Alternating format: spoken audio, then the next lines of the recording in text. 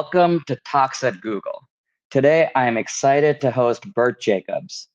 Bert is the co-founder and chief executive optimist of Life is Good, which spreads the power of optimism through inspiring art, a passionate community, and groundbreaking nonprofit work. Bert and his brother launched their business with only $78 in their pockets, selling t-shirts in the streets of Boston. Today, Life is Good is a $150 million positive lifestyle brand that positively impacts over 1 million kids a year. On a personal note, I'm originally from the Boston area, and it's so inspiring to see a fellow Bostonian make such a positive impact across the world. Let's play a quick video that provides a glimpse into Bert's work and welcome him onto our virtual stage today. It's taken us over 20 years to get here, but we've got a great brand and we've got a great community. We're really just getting warmed up. We're still talking about gratitude and courage and simplicity. The message is the same. The values are the same. That's what optimism is all about. It's not that everything's always great. Life is not easy. Life is not perfect, but life is good.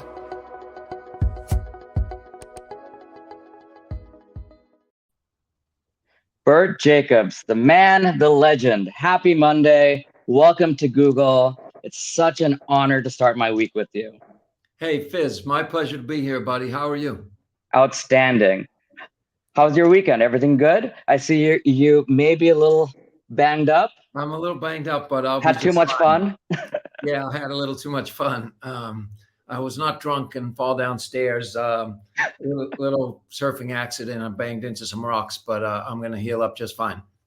At least you're doing something that gives you joy. Happy to have you here. Exactly. Hey, Bert, the level of optimism you hold in your heart really comes across as authentic and special to anyone who has a conversation with you. As we get started today, I want to understand where this comes from. Let's start with your childhood and build from there. Could you describe to the audience today what life was like growing up in your household for you and your siblings? Sure. Maybe not what you'd expect for people with a company called Life is Good.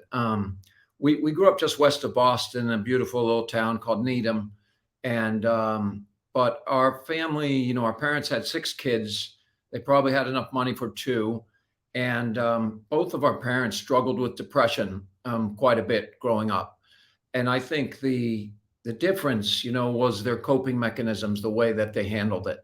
I think for our dad, we're all hard on ourselves. And I think our dad, he was a good guy. He never meant to go off and yell and scream all the time, but that's what our childhood was like. He really, really lost it. And I think as an adult looking back, I think he was yelling and screaming at himself because maybe he felt as though, he lost the American dream and he was failing us and he was failing my mom. I mean, I'm speculating because with our dad, we didn't really talk about these things. Our mom, on the other hand, she owned the depression. She was always being open about it, talking about her struggles, but her coping mechanisms were music and dancing, and she loved to draw and paint, and she taught us how to draw. And she was a great storyteller. She told us amazing bedtime stories, and being around her was like being around a living theater. She always had something fun and engaging. So she taught us a lot, and maybe the greatest gift she gave us was this ritual at the dinner table where she would look around and say, "Tell me something good that happened today." It was just something she always said. And as simple as that was, it caused us to start talking about something that happened that day. And, she taught us that we weren't the victims and that there were always things to celebrate. And there was always something funny or unusual, and things would never be perfect. And things might not be easy, but that people are worse off than us. And she reminded us of that often. And I think when she asked us that question, tell me something good, and we'd start riffing on something funny that happened that day, we'd start engaging with each other and acting like a family. And she changed the energy in the room. And she did that a lot. She changed the energy in the house. So I think she taught us to be what we would call today practicing optimists, like, Mm, not that we're going to have perfect days. The obstacles are going to happen, but focus on the opportunities. And I say practicing because people look at somebody who, shoots foul shots and can hit 100 in a row and say, well, she's a great foul shooter. That's all there is to it. right. The real story is she's probably shot, 20,000 foul shots to be able to hit 100 in a row. And optimism's that way. It's a smart strategy, and it helps us cope. It helps us get through things. But it also enables us to be more open to solutions, and it enables us to be more attractive to others. So yeah, it wasn't a perfect childhood, but we're grateful for it, and we learned a lot. And the lessons we learned from our mom, I think, led us to a career in optimism. That's remarkable. I mean, you've got an amazing story, and it's remarkable to see how you can really connect the dots from what happened at home to what your brand eventually became. Now, let's fast forward a few years ahead into young adulthood. And it's impossible to talk about the creation of Life is Good without talking about your brother. So, speak to us Yeah, about your relationship with him and what sure. life was like for the two of you as young entrepreneurs on the road. Sure, no problem. My younger brother, Johnny's my business partner. He's 3 years younger than me. And I think since my parents had too many kids and not enough money, they paired us up. You never heard them talk about one sister or the other. They'd say, Eileen and Alberta, where are they? Or my older brothers, Ed and Alan, they'd say, where's Ed and Alan? And it was John and Bert. We were together. We had bunk beds together. And we really became best friends. And I think that was a strategy by my parents, just like, let's turn it into 3 kids, by pairing into 2 each. It's a good buddy system. Yeah, yeah. And so Johnny and I shared a lot. We grew up in being sports crazy in the Larry Bird era, when it was Magic Johnson with the Lakers versus Larry Bird. That was our sweet youth. So we were sports junkies and hoop heads, and we learned a lot from those guys, 2 greats, and so when we got out of college, we did a road trip across the country, and we were trying to decide what to do with our lives. We both had thought about going to art school, and then we got sort of turned off by going to visit art schools, and we felt as though I don't know, it was all about being nonconformist, which is sort of what we wanted. But when we went there, we thought everybody looked the same. Everybody was wearing black leather and face jewelry, and you know what I mean? And so we thought we would miss out on the real college experience, And so we both went for more of that real college experience. And when we graduated, we just didn't want to go get a job. We wanted to try to do something with artwork. We'd been drawing our whole lives, and we wanted to try to make a career. We were intimidated by the world of fine art and didn't know where to start with all that and art galleries. And so we decided that we would start making T-shirts and just designing them. And we first just sold them in the street in Boston. And then after about a year, we bought a used van, and we called it the Enterprise. That was another childhood thing. We were Star Trek fans, and we told each other we would boldly go where no T-shirt guys gone before. And we started. And maybe you have. Maybe, yeah. We're still on that journey, but we started traveling in the van, and our next distribution move was to sell door to door in college dorms. So we traveled actually for 5.5 years in that van, and we slept in the van every night. And we went up and down the East Coast. And people always say when they see the old photos, life must have sucked back in those days. Now life is good, right? And it didn't. It really didn't. They missed the point. Life didn't suck in those days because we were sleeping in a van. Life was good because we had an opportunity to start a business. And that was really our attitude. And we got to visit a lot of college campuses, colleges and universities that we didn't get into. And so it really wasn't that bad. We would hang out on campus, throw the football around, throw a Frisbee, meet some people, and then at night we'd work our tails off and we'd run around the dorms and do the best we could. And yeah, that was life for the first 5.5 years of business. That's awesome. It takes guts to do that. And also, I just truly appreciate the story of grit and hustle and just raw entrepreneurship. And now you're a $150 million global lifestyle brand. To have those humble beginnings, it's quite remarkable. Now, Thank you. eventually, Honestly, I think part of what fueled us, while I'd love to just agree and say, yeah, it was so courageous, we were afraid of getting a job. We were afraid of going and getting our friends were starting to kind of wear suits and ties and get a company car and all those things that seemed like the thing to do. And we were honestly terrified of that. And so I think being afraid, we kept trying. We kept just trying to make it work. Yeah, you stay at something long enough, something clicks.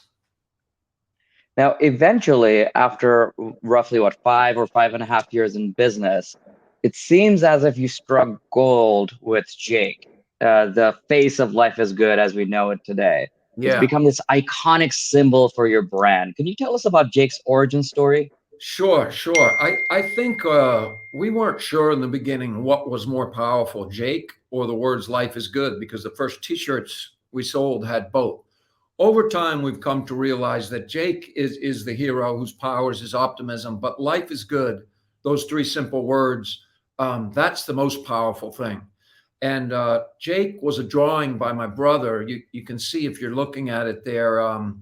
It's drawn with magic markers and colored pencils while we were driving in the van. And if you look, there's white out where Life is Good is, because it first didn't say Life is Good. It said draw. And the idea was that Jake's an artist. That's why he has a beret. And he was meant to be, the opposite of the dark, tortured soul artist. We felt as though we're happy people, we're mainstream people, but we're artists. And so it was kind of self-reflective, and we wanted to make this character that was having fun being creative.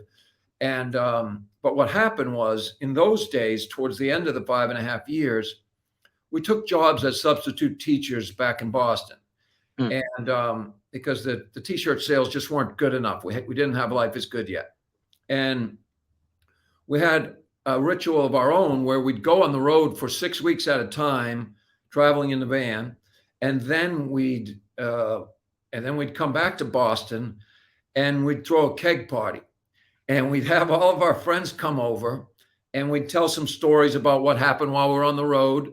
But we had a business objective too. It was to try to put our latest artwork on the walls and have our friends, kind of be a focus group and tell us which T-shirt to make next. Because we only made one T-shirt at a time.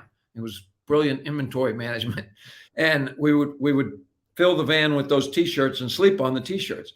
And so it was a big deal which one. So we'd test it out in Boston. And this girl that came to the party, a friend of ours, she drew an arrow to Jake. And she said, this guy's got life figured out. And in the morning when we saw that, it was probably about noon, and we woke up and we looked at it and we thought, wow, what if Jake isn't just an artist? What if he's an optimist whose power is his optimism, a hero whose power is his optimism? And so we changed it to those three simple words, life is good. What she wrote was too many words for a T-shirt. So we kind of distilled it into the three words. And 2 days later, there's nothing different right here so far, because we had an idea like this every couple of weeks, something that we thought was the greatest. And then we go out in the street and it wouldn't sell, right? The different thing that happened was two days later, we sold 48 Life is Good T-shirts in 45 minutes.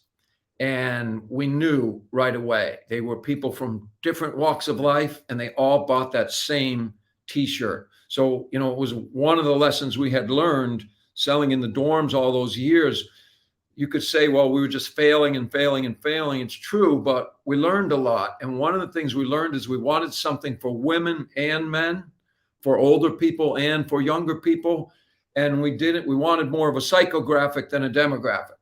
And that's what we got with Life is Good. We say, okay, this is for anyone who understands that it's powerful to see the glass half full, that it's healthy to see the glass half full, that it's more attractive, all of those things. And so, yeah, it all of a sudden we had something that we thought we could make into a brand. That's awesome. I mean, first of all, who knew that keg parties could be great business strategy meetings? I think You I'm going know to take what? this insight back to my Yeah. team here and see if we can make some changes. It worked for us. We lured them in with the beer, but they came with, and they really did help us. Our friends helped us a lot. That's awesome. I mean, it's really remarkable to hear kind of where the best ideas and creativity and entrepreneurship can really spark from. Sometimes they're the most unexpected places. So you started kind of just selling within kind of still streets of Harvard Square. And how did the business grow from there? And kind of how did your kind of outlook on optimism grow from there alongside that? Yeah. So good question. So like, when I say we knew we had it, we did. Like the people say, when did you know? We knew that first day in the street. I mean, it would take us 2 weeks to sell 48 t-shirts, and now we just sold in less than an hour. So we knew we had some like lightning in a bottle thing, but we had no idea what to do with it. We didn't have any sales reps. We didn't have any connection with retailers, nothing. So we got in the van and we drove down to Cape Cod, and we went for a swim in the ocean. We tried to figure out what to do. And we came up with the idea that we would drive around to all the t-shirt shops and see if we could wholesale this idea. And it didn't work. I mean, everybody thought we stole the shirts because we just looked like we stole the shirts. We were soaking wet. And then finally, this one woman who had a shop that mostly sold flip-flops, she didn't listen to, I don't think, to anything we said. She just looked at the t-shirt and she was like, yes. She's like, I'll take 24. And that was our first customer, a woman named Nancy. Love it. And so we shipped her 24 shirts. A week later, she called. This was pre-cell phones. And she called our apartment. And I picked up the phone and she said, hey, it's Nancy from the Cape. Guess what? We sold all 24 shirts. We want to get more. I said, that's fantastic. She said, listen, before you do that, remember our shop is next to an ice cream shop. And we're wondering if the character Jake eats ice cream. And we said, no, but he will.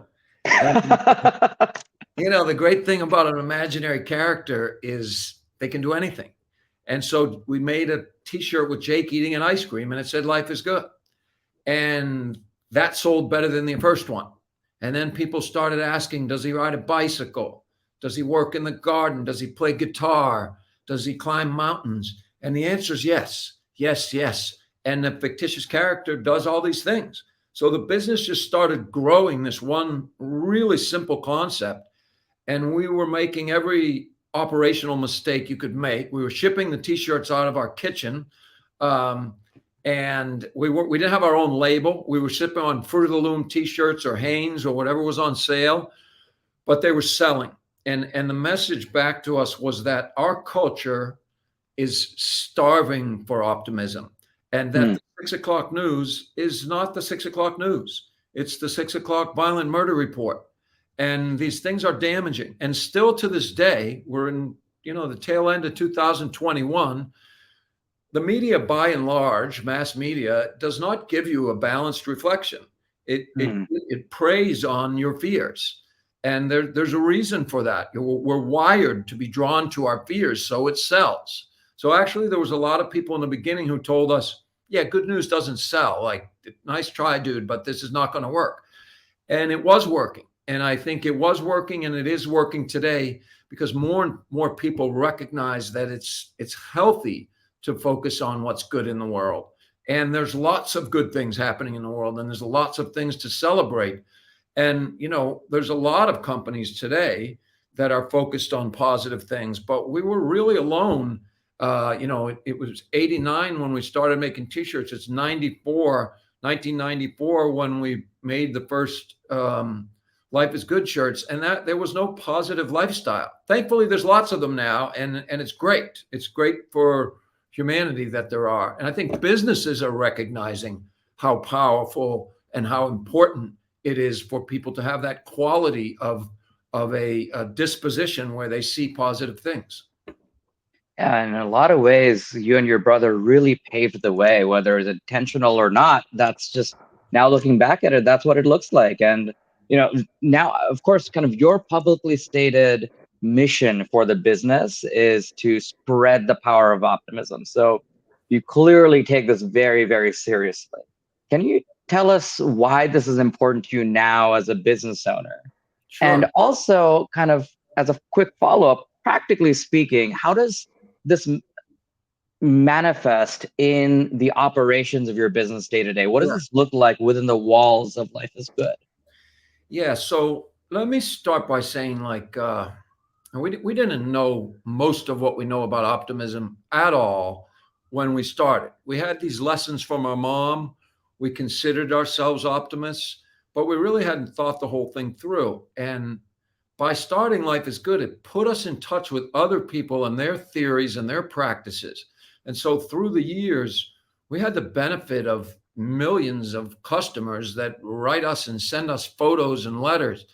And a lot of those people were not experiencing easy times. We started right away receiving letters from people going through chemotherapy, people who didn't have an injury like me but lost a limb, people who got in car accidents and lost a child, like the most unthinkable things. And Wow. somehow they were writing us letters. And we came to realize, for example, that gratitude is like a superpower. And when people go through adversity, if they're able to make it through, okay, they come out the other side with a heightened appreciation for life. And that's really powerful. And the access to gratitude is tripled by being an optimist. Okay, so your ability to access gratitude is much more likely if you wake up in the morning and say, I'm going to focus on what's good in my life rather than my weaknesses. I mean, Fizz, you have weaknesses and you have strengths. I have weaknesses and I have strengths.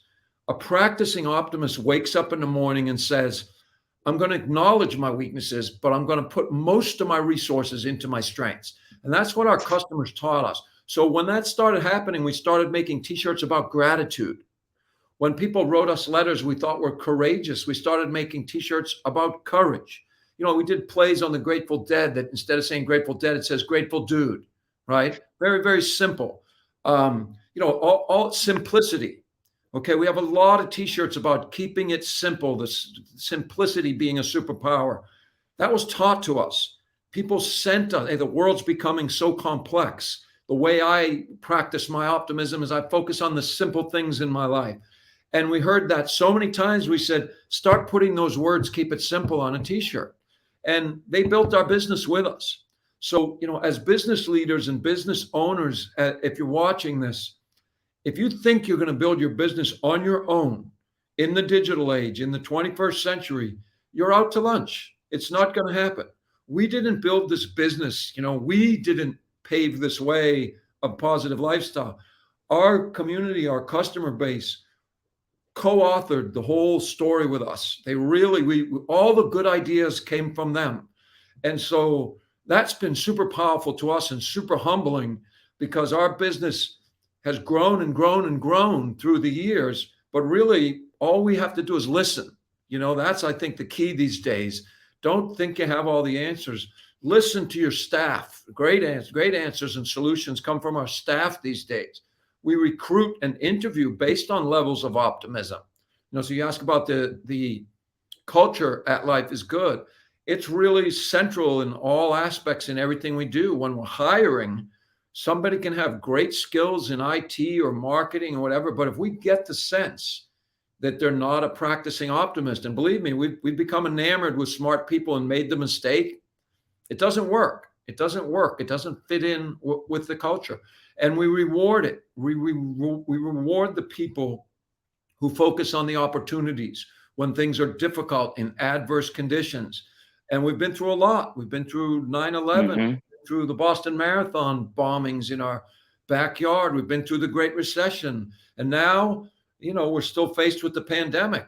But 2 years ago, we were almost going bankrupt, like so many businesses, because 50% of our revenue was driven through wholesale. And by law, for the first time in certainly our history, everybody had to close their doors. So we were this close to going bankrupt. But because we got a house full of rational optimists who are focused on opportunities and solutions, we made changes and we're thriving today. It's not, I guess my point is, it's not my brother and I. We're pretty ordinary people. And I know you get to speak to a lot of extraordinary people, but I'm not being humble. We're very ordinary people, but we have the humility to listen and listen and empower leaders and listen to the consumers. The relationship that matters is between the brand and the consumers, and all the rest of us are just a conduit. Amen. I mean, I love kind of your key lesson here to have a close pulse with your customers and really encouraging that feedback loop. That's really, really strong and powerful to hear for kind of many business leaders that will watch this video.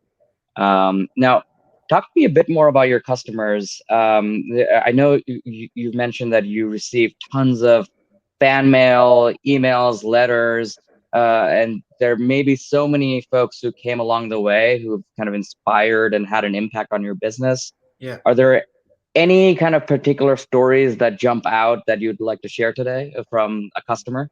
Yeah, the earliest ones are the ones that we remember the most. We get incredible ones today, and we got one just last week from a guy who's been incarcerated most of his adult life, and he did some real dumb and horrible things when he was younger. But he really studied while he was incarcerated, and he learned, and he had a dream of becoming a commercial fisherman in Alaska. And so as he was learning and bettering himself, he bought a Life is Good hoodie somehow, or somebody sent him one, and he sent us a picture, right, in prison, and it was touching. And that was several years ago. Well, we now just got a letter, and he's on that fishing boat. He got out of prison, and he's just a working hand on the boat, but he's got his act together, and it's unbelievable. So there's lots that we get right now, but the earliest ones we got were from children, and it blew our mind. And that's why we started our Kids Foundation. We were so inspired by these kids. I'll give you an example of one. Her name's Lindsay Beggin.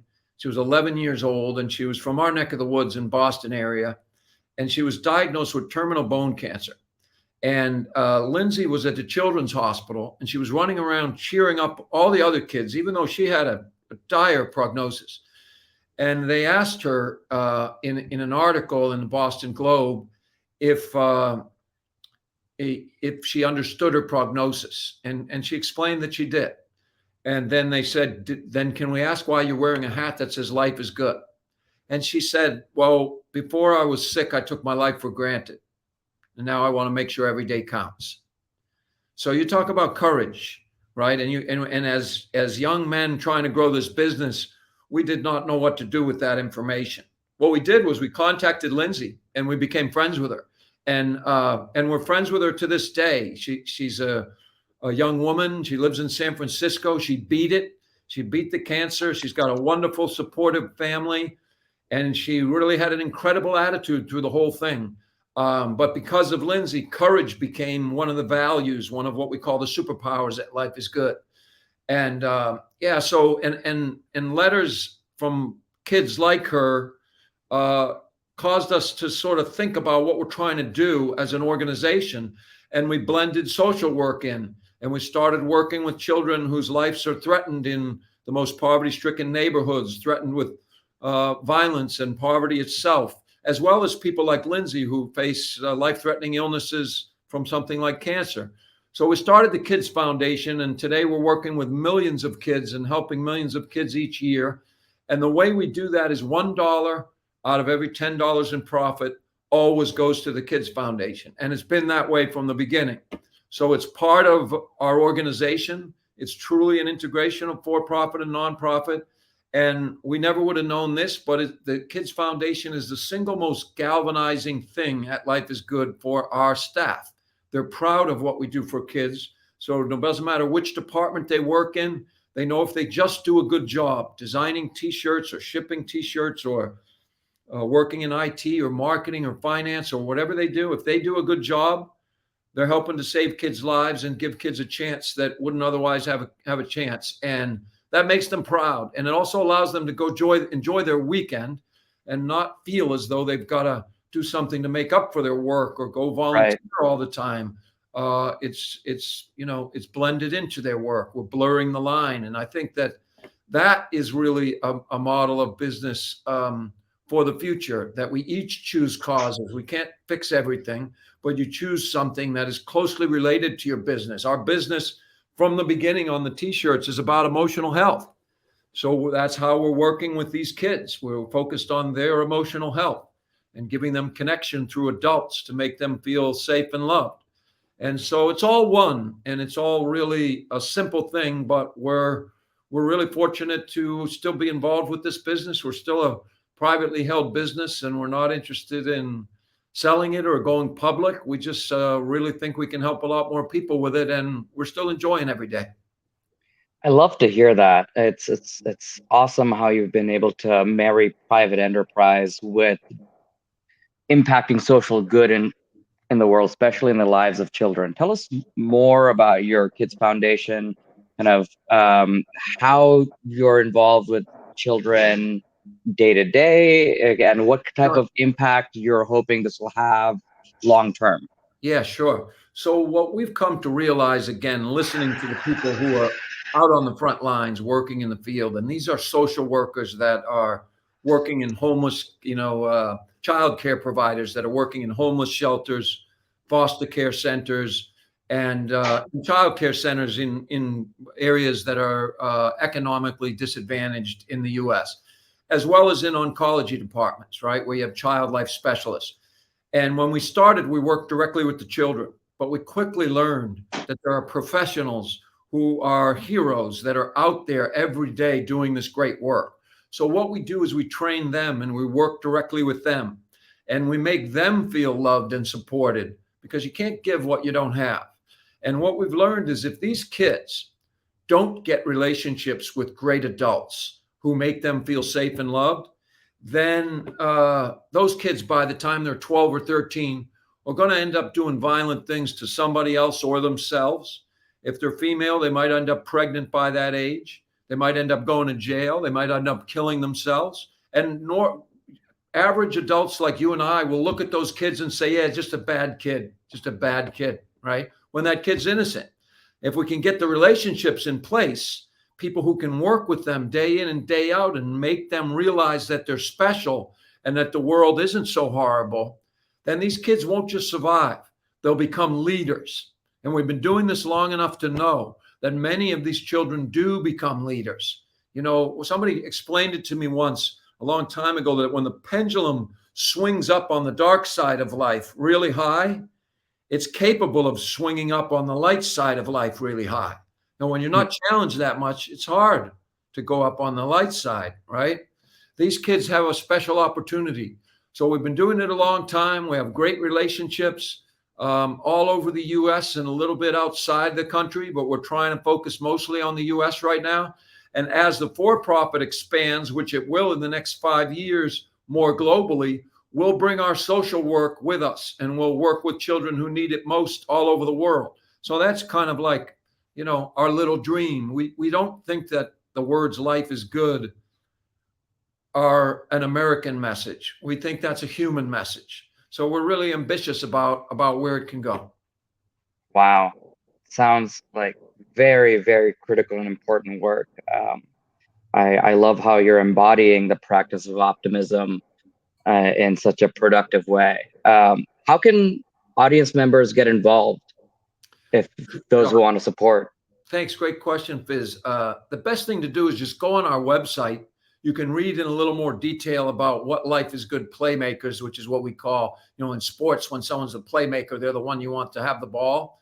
These people you just saw the picture of that are working with the kids, we call them the playmakers. Our mom was the first playmaker in our life, right? And so read about it there, and then you can find out how to volunteer. When you come to our website, even if you're just buying a t-shirt, you can always donate a couple dollars at the end, and 100% of that money will go to the kids who really need it. So you don't have to help in huge ways. We'll take that help if you want to get involved in bigger ways. but we'll take your volunteering, any involvement. We'll take $2, $5, and if you have $100, we won't turn that away either. And our customer base, just so you know, they're practically matching every year what we give. So as our business has grown and our bottom line has gotten stronger and stronger capitalistically, that means that more money's going to the Kids Foundation and more kids are getting helped every year. But as that business grows, more consumers and more touch points are available. And we're always asking online, if you like that hoodie or that hat or those sweatpants you bought or whatever, how about a couple bucks for the kids? And our customers are getting more and more generous every day. So we love that. And we'd love for people who are viewing today to have a look at lifeisgood.com. And even if you can only give $1, please do. It'll help somebody. Awesome. I love that. And those of you in the audience today who are Google employees, the Life is Good Kids Foundation is actually part of our donation matching program. And I believe there should be a link in the bottom of this video. So check that out. Thank you for that, Fizz. I got a question for you. Of course. What would it take? I'm enamored with the name Fizz. I'd like to trade you my name, Bert. It was kind of like an old fashioned, I should be like a 90-year-old guy. You got the name Fizz. That couldn't be cooler. I'd like to trade. What, you interested?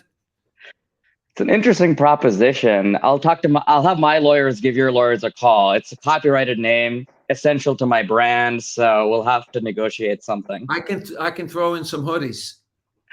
I do like hoodies. Hoodies and we could do all your Christmas shopping like that.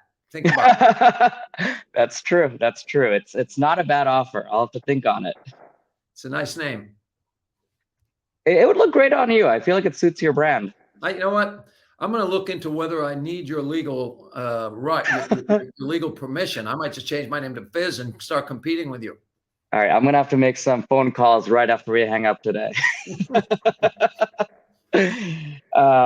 Hey, so we'll switch to audience questions in about 5 minutes or so. But just a couple more things I want to run by you while I have you. You know, during the past couple of years, there's been countless challenges across the country, across the world. I would say that optimism has really been challenged in the minds of many people. So what would you say to them? When you come across a skeptic, how do you address them? And even as you think about life during a pandemic, is life good during a pandemic? Well, life is not easy and life is not perfect and life is good. So we acknowledge that there's challenges and sometimes challenges are greater than others. So we don't think that by being an optimist, all of a sudden a global pandemic goes away. But I would ask the skeptics, and there's always skeptics on optimism, always, right? Always have been and maybe always will be. But I would ask the skeptics to look through history and in good times and in bad times and tell us who the great pessimists are that they look up to, right? Give us the list. I'll be waiting for that incredible list of people that we admire so much and that we want to be like. And we'll be waiting forever. Now, if I ask you the same question, you'll give me an endless list of people through history during the most challenging times. Look at this girl, Malala. What an optimist she was. Been shot by the Taliban, right? And attempted murder on her. And she sees the glass half full. She sees an opportunity to teach people, you know. Throughout history, there have always been people during the darkest times who see something magnificent on the horizon. Those are rational optimists, all right? I mean, like the debate about pessimism and optimism is a ridiculous one. Pessimism by its very nature is corrosive to an individual or to an organization, okay? Now, realism, sometimes people say, I'm not a pessimist, I'm not an optimist, I'm a realist. Oh, okay, realism is better. But realism lacks imagination. Realism requires data. Only what has happened so far can only what has been proven can be valued by the realist. It is the optimist that looks and sees something amazing. Imagine Martin Luther King. Imagine if he wasn't an optimist. Imagine if he couldn't seen something that was so much better. So, you know, Today, does racism exist? Of course it does. It's awful and ugly and ignorant as it ever was. But there's much more of us today that understand and see that it's so ignorant and so foul, right? At MLK's time, he was a lonely optimist. He had to be the person who, led this thing and was able to speak eloquently about something more beautiful on the horizon. And so throughout all of it, imagine the women's movement, right? Imagine 150 years ago, how many true optimists about feminism could you find? It would be difficult. And most would be pretty justified in saying it's never going to get better. But there was a few. And every woman that has rights today that her ancestors didn't, right, is standing on the shoulders of optimists, of people who could see something. So I think the greatest teacher, Fizz, is history. And as we look through history, and if you go through your own mind about the people you admire most, they are powerful optimists, no question about it. I think that's the biggest thing. And now to right where we are in the pandemic, I will tell you, we decided internally to start making T-shirts about the pandemic, right? And internally, there were people here at Life is Good that said, it's not a good idea. People are dying. We don't want to talk about this. But we did. We first started making them about the heroes on the front lines, right? Healthcare heroes. And we made T-shirts about, heroes wearing scrubs, et cetera, et cetera. And those people working in the hospitals were the first ones to buy them. And then their families bought them. And then lots of us bought them. And it gave us a boost to our business. And then we started making it about support systems at home. We made a shirt with a dog who just had a T-shirt on and no pants, like a dog wears. And it said, work from home, pants optional, right? And so ridiculous, but funny. And it sold like mad. We sold tens of thousands of these T-shirts. And we kept going. And we made things about, quarantining at home. And instead of the martini, the quarantini. And we sold a lot of those. And people did need and do need to have a laugh. And they do need to recognize the support system. And they do need powerful optimists celebrating with them. It's, we recognize all the difficult things that people have been through. We've all been through it personally. I mean, John and I lost family members. Our aunt died of COVID. Everybody has their story. So we're not immune to that. But through good times and bad, we are practicing optimists, and we believe that it is the smartest strategy human beings have for living happy and fulfilling lives. That's why the mission is to spread the power of optimism. It's not some lofty goal because we think it's best for business. It's because it's our lifelong dream. It's our service to the world. We're fortunate that we get to run a really great and profitable business doing it. And we're fortunate that the social work we do blends so well with it. Because I think another thing we can tell today is all these customers who have seen what we've done for kids and whose families have been impacted when they were going through difficult things, they become lifelong customers of Life is Good, and they talk to other people. So, my brother and I mean, authenticity is one of those superpowers at Life is Good. And enough after talking to me for 40 minutes or whatever this is, Fizz, I'm not the smartest guy, and neither is my brother. God knows neither is my brother. So if we're not so smart and fast and strong, why is it that people support our business? Because we are who we say we are. We make mistakes, we fall down, but we raise our hand and say it's our fault. We made a mistake. But they know that we're trying to do what we say we're going to do. And, we define branding at Life is Good as knowing who you are and acting like it. That's what a brand is about. What is your brand? Know who you are and act like it. It's really simple. Not know who you are and talk like it, act like it, do those things.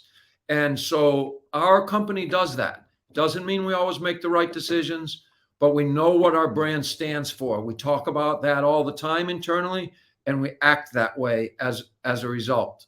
So it's not rocket science, but optimism is needed most during the darkest of times. And we're still in this pandemic right now. And it is those of us that have been optimistic, that have seen opportunities, that have adapted. and have survived this thing as businesses and other organizations. So I think it proves itself during the worst times. Optimism proves its power.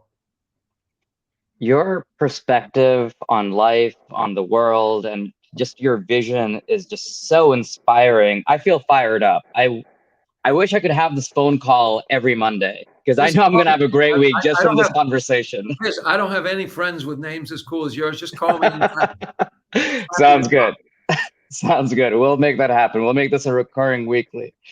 Um, so I love the new year because I truly believe the new year is a time of reflection and clarity as we flip the page as a world, as a humanity, and look forward to something new. Yeah. So as we're approaching the end of the year and turn the page to 2022, what do you see around you in the world today that makes you optimistic about the future? Yeah. So there's great silver linings in this incredibly challenging time. And one of them is that most adults that I know have rethought what's important in their life and are making changes as a result. So I think most of us, life is good included, are going to physically go back to work for some amount of time. Okay. So I think we're never going to go back for, I'm just speaking for life is good, to 5 days a week in the office every day. But we're going to do a hybrid. And we're going to do a hybrid because we read every single letter from the surveys we did with our staff.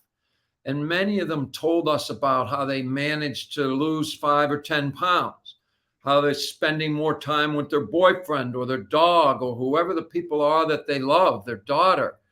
And because they're not commuting 2 hours every day. So I look at it with my brother and say, we'd have to be idiots not to listen to our people. So we're going to make some changes. I think the way we do business and interact with consumers is changing. We shifted to more of a speed to market model. We've been operating with a supply chain that's 12 to 18 months long, and we've shifted it to only a few days. And that came as a result, really, with our backs up against the wall in this pandemic. So I think that there's a lot of adaptation and a lot of soul searching. Some people are changing their careers. Some people are realizing, wow, life is finite. I won't be here forever. I'm 38 years old. Okay, I'm just making this up. I wish I was 38 years old. I'm 38 years old, and I'm realizing that I'm working 80% of my life, and I don't spend enough time with the people I love. So I want to continue to be a valued employee of Google or Life is Good or wherever I work. But I'm going to prioritize the time being with the people I love. Those things are just absolutely heartwarming to hear, and I'm hearing them a lot.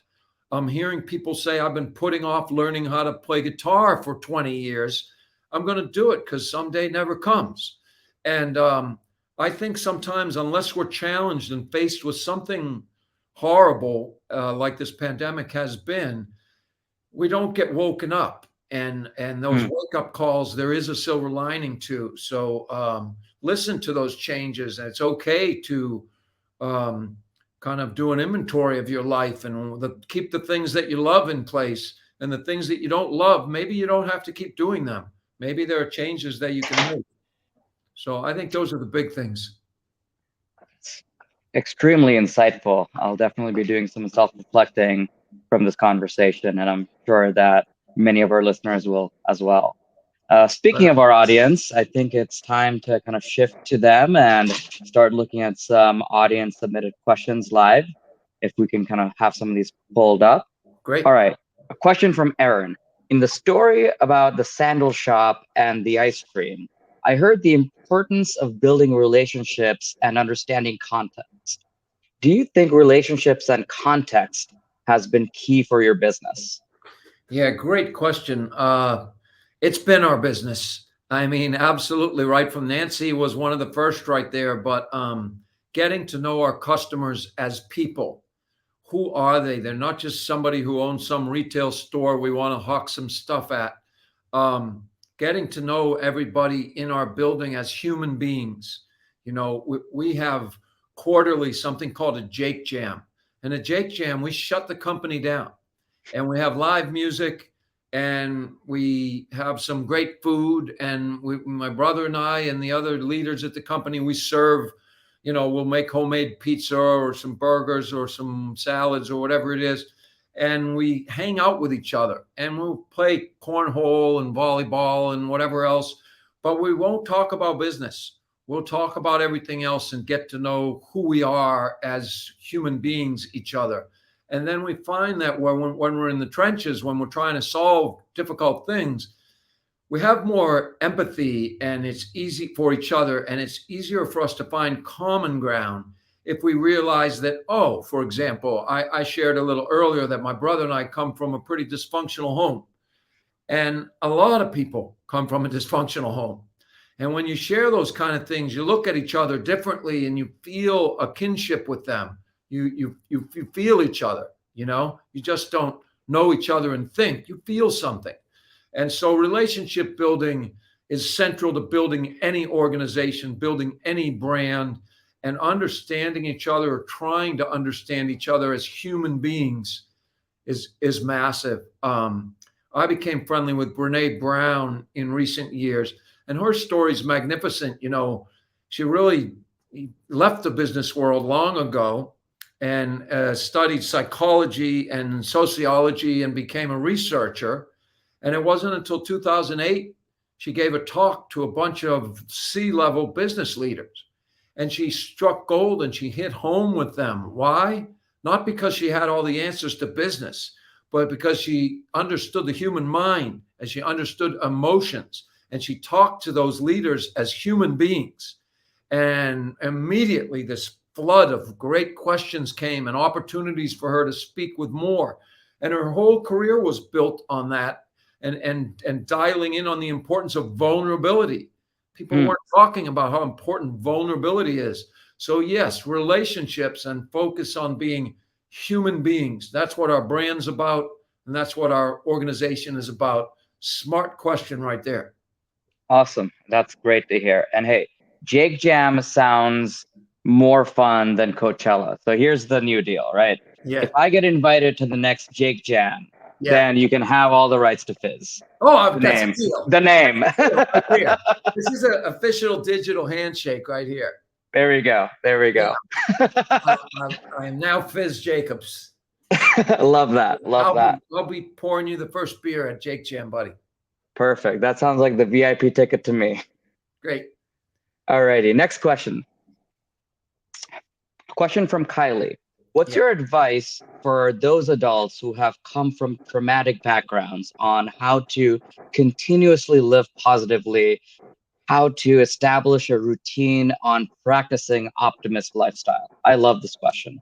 Yeah, great one. So we've spent a lot of time with people who face trauma, and that's mostly what we deal with. And it's harder as adults. So I'll acknowledge that up front. The reason we work mostly 0 to 6 years old is because if we can get them there, and these are a lot of kids who have witnessed horrible things, sometimes one parent killing the other, drive-bys in their neighborhood, you name it. They've witnessed or experienced lots of abuse, and lots of adults have too. So it's harder. But the first thing I think is trusting some support system. So whether it's a friend that you love who loves you, whether it's a romantic relationship, or whether it's a therapist that you can grow to trust, you need other adults. You can't do it alone. And then you got to face it. You got to face, and that doesn't mean spend all day, every day, being the victim and soaking in whatever it was that happened in your childhood. My belief is that we all come from some level of trauma, and we all come from houses that are dysfunction. It's a matter of degree.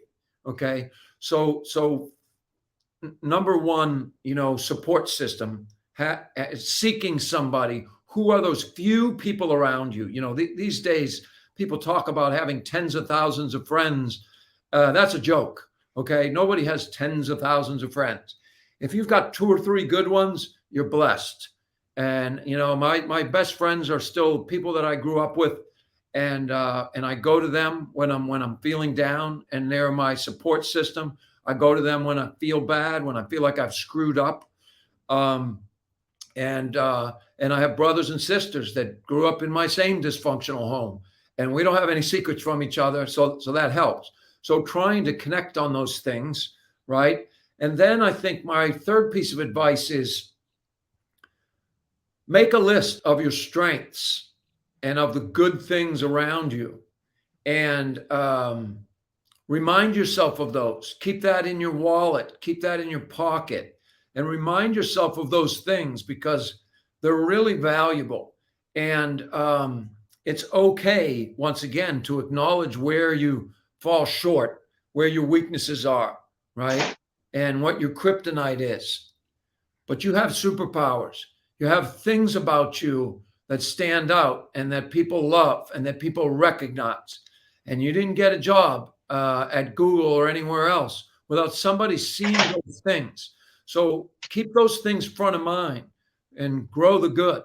That's the idea. Water the good, grow the good. You have to keep reminding yourself of what those good things are and focus on those things.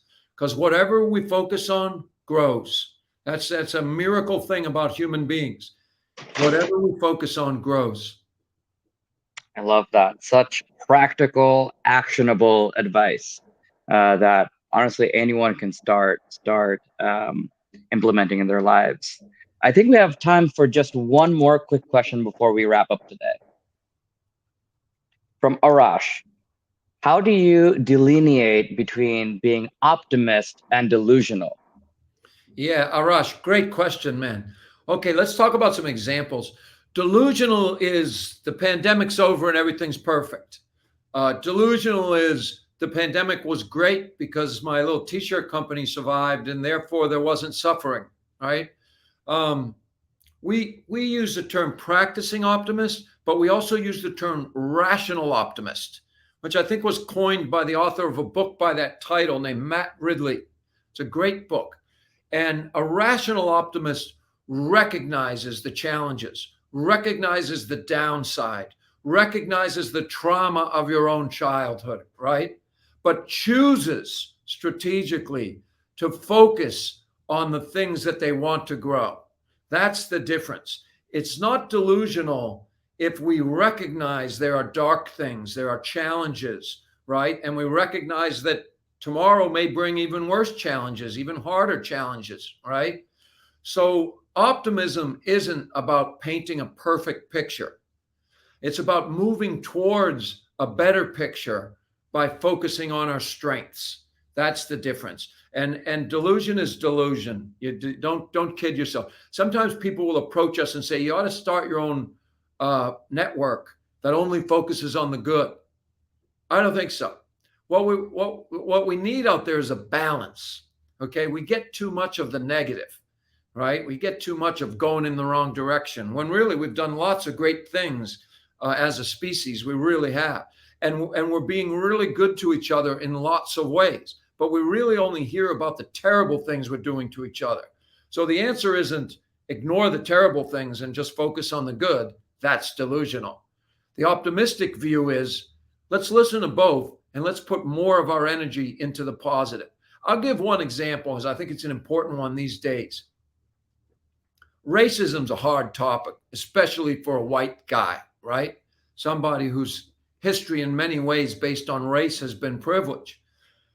I love sports and I love entertainment these days because using sports as an example, I see people of all races together on TV and they're not talking about race. And I love that. It shows us where we should be, right? You get people that are talking about their coaches. They're talking about their defense. They're talking about where they went to college. One guy's not saying I'm a white guy. And the other guy's not saying I'm a black guy. I love that. It's inspiring to me because why? It's focused on the solution. The solution is unity. We can't give all the attention to the racist. The racist is a fucking idiot. We can't give that person the attention, but we do. We give the racist all the attention. We want to talk about racism and the racist. No, I'm not that interested. I want to acknowledge that racism's awful and it's ignorant. And then I want to put, and that's 10% of my energy. And 90% of my energy I want to put into the unity of different races coming together. That's optimism. That's powerful. Very powerful stuff. Very, very powerful stuff. Bert, this has been such an insightful conversation. I know I got a lot out of it personally, and I'm confident that our audience members did as well. Thank you so much for being here and starting off my week on such a great note. I Fizz, definitely feel thank you. inspired and motivated. Thank you to everyone who's listening. We really appreciate it. There's nothing more valuable than your time. Fizz, thank you for your time. And thank you for my new name, Fizz Jacobs. I'll see you at Jake Jam. I'll see you at Jake Jam. Take care, Bert. Thank Peace you, out. everyone.